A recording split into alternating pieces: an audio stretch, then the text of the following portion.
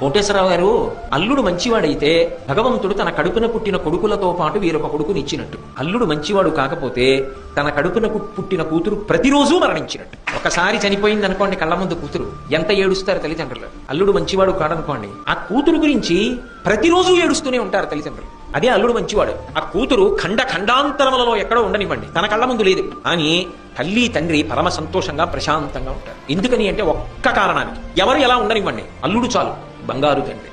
నా కూతుర్ని గుండెల్లో పెట్టుకు చూసుకుంటాడు, అదొక్కటి చాలు, ఆ తల్లిదండ్రులు బతికేస్తారు. మిగిలిన వాళ్ళు ఎంత అనుకూలంగా ఉండనివ్వండి, అల్లుడు ఒక్కడు సరైన వాడు కాడనుకోండి, ఆ కూతురు నాన్నగారు ఇవాళ ఇలా ఇబ్బంది పడ్డాను, నాన్నగారు ఇవాళ ఇలా ఇబ్బంది పడ్డాను అని చెప్తుంటే ప్రతిరోజు కూతురు చచ్చిపోయినంత బాధపడతాడు కదా గురువుగారు. అందుకని అల్లుడు మంచివాడైతే ఇంకొక కొడుకు పుట్టినట్టు. కొడుకుని చూడాలని ఎలా కోరుకుంటాడో తండ్రి, అలాగే మామగారు అల్లుణ్ణి చూడాలని కూడా అంతా పరితాపం పొందుతాడు, అంతా ప్రేమ పొందుతాడు. కాబట్టి కొడుకులతో ఒక కొడుకు పుట్టినట్టు. అల్లుడు మంచివాడు కాకపోతే అంత ప్రమాదం.